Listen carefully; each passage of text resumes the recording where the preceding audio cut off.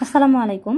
এখন আমরা নৌকা ও স্রোত সম্পর্কিত অঙ্ক নিয়ে আলোচনা করব। তো প্রশ্নে বলা হয়েছে একটি মাঝি স্রোতের অনুকূলে 1 ঘন্টায় যায় 3 মাইল এবং 3 ঘন্টায় যাত্রাস্থানে ফিরে আসে। তার মোট ভ্রমণে গড় বেগ কত? নৌকা ও স্রোত সম্পর্কিত অঙ্কে আমরা জানি যে অনুকূল আর প্রতিকূল একটা বিষয় আছে। অনুকূল সমান কি? অনুকূল সমান x প্লাস ওয়াই, অর্থাৎ নৌকার বেগ প্লাস স্রোতের বেগ, এবং প্রতিকূল সমান কত?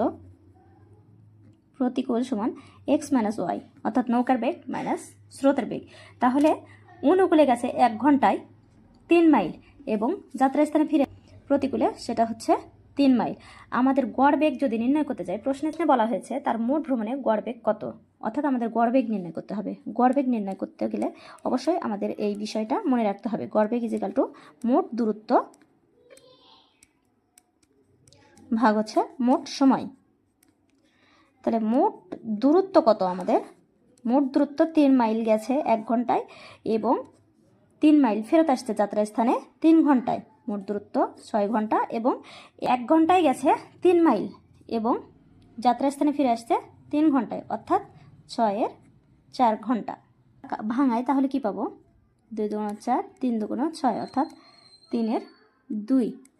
যদি এই অঙ্কটাকে আমরা মিশ্র ভগ্নাংশ আকারে লিখি তাহলে কি পাবো? 2। থাকলে 2 একে 2, 2 আর একে 3, অর্থাৎ ভগ্নাংশ আকারে যদি আমরা লিখি তাহলে হবে 1 পৌনঃপুনিক 1 এর 2। এটাই হচ্ছে আমাদের কাঙ্ক্ষিত ফলাফল।